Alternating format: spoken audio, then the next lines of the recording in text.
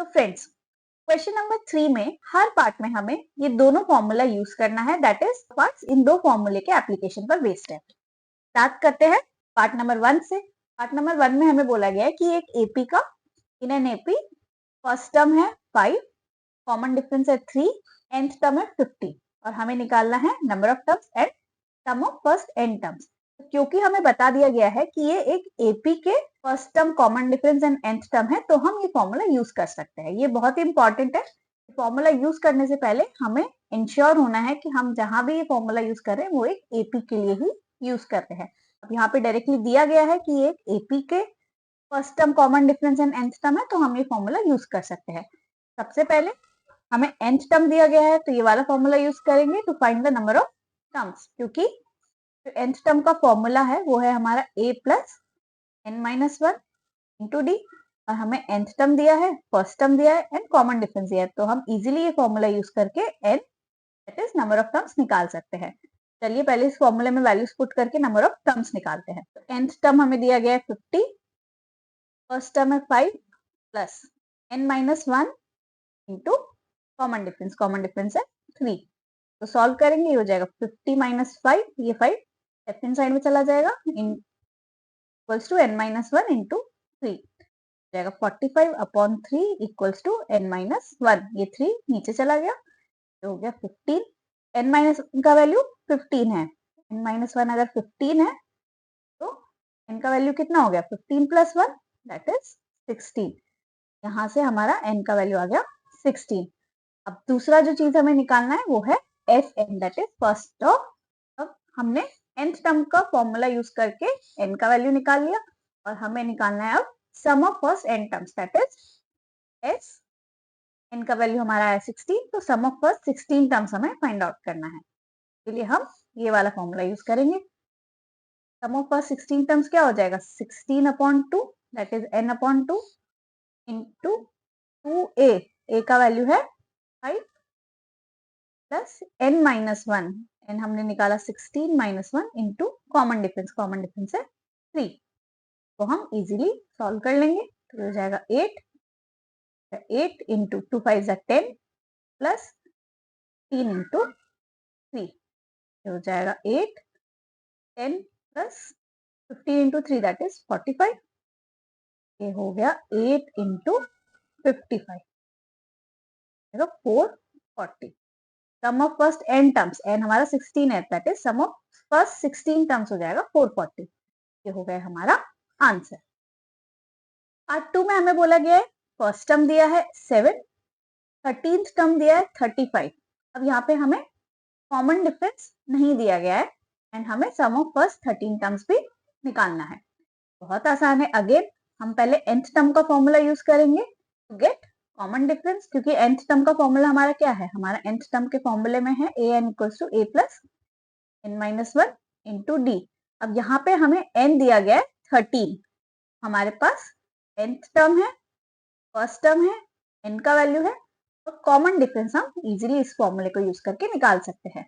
चलिए पहले common difference निकालते हैं। a13 is 35 is equals to a है 7 प्लस n का वैल्यू हमें दिया है 13 माइनस 1 टू डी। तो सॉल्व कर लेते हैं d के लिए, ये हो जाएगा 35 माइनस 7 इक्वल्स टू 13 माइनस 1 हो गया 12 इंटू डी। 35 माइनस 7 हो जाएगा 28, 12 नीचे चला जाएगा इक्वल्स टू डी। तो डी का वैल्यू कितना आ जाएगा, कैंसिल हो जाएगा, ये हो जाएगा 7, ये हो जाएगा 3, डी का वैल्यू आ जाएगा 7 अपॉन 3।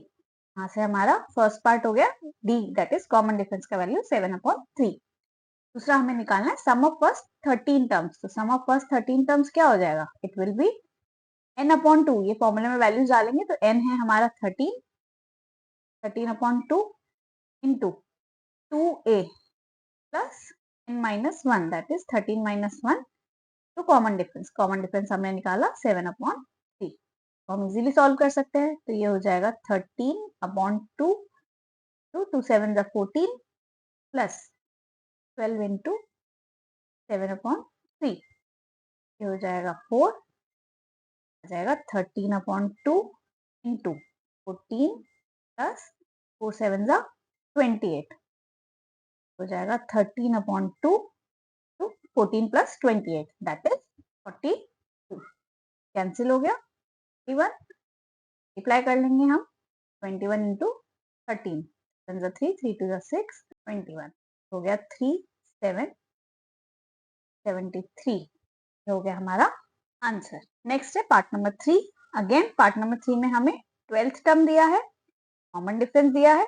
अब यहाँ पे हमें फर्स्ट टर्म और sum of first 12 terms find out करना है।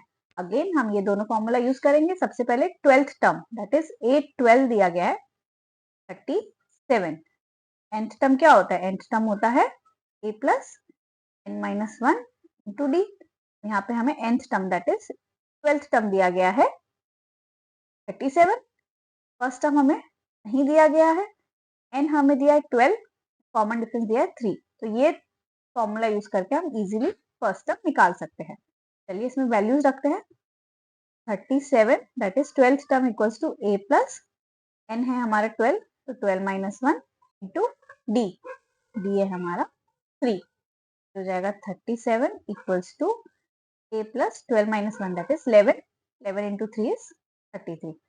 यहाँ से a कितना आ गया? a आ गया 37 माइनस 33 दैट इज 4। a का वैल्यू आ गया 4। अब हमें निकालना है sum of first 12 terms. Sum of first 12 terms हम इजीली निकाल सकते हैं।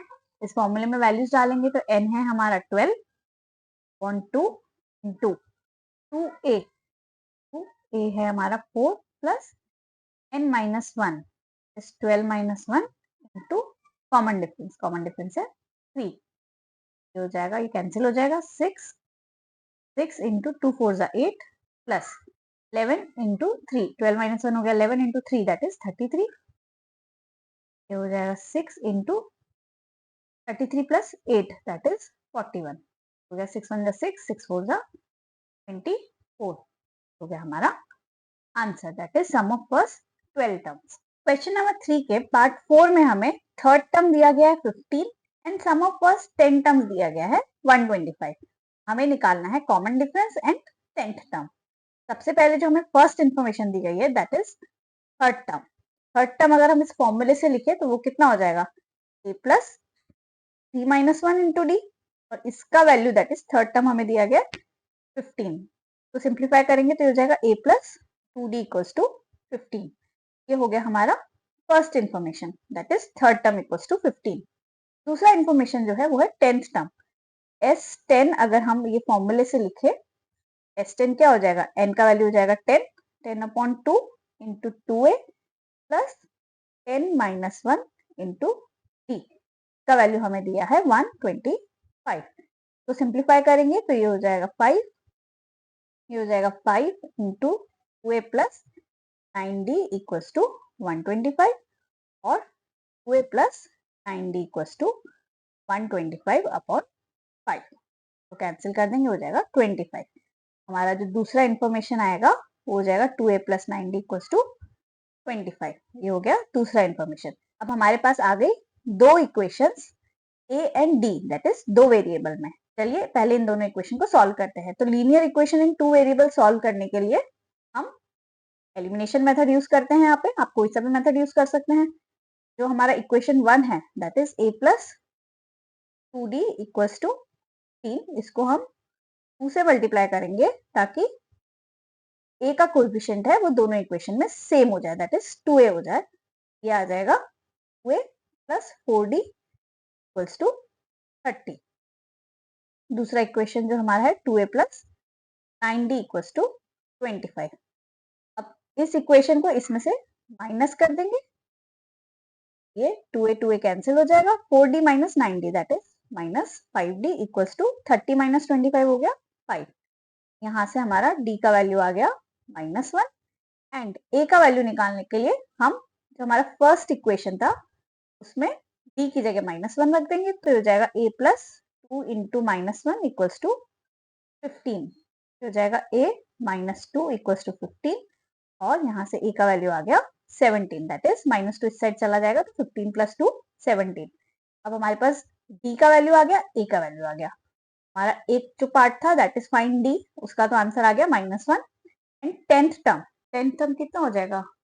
हमारा nth टर्म के फॉर्मूले में डालेंगे वैल्यूज, तो ये हो जाएगा a plus n minus one, that is 10 minus one into D.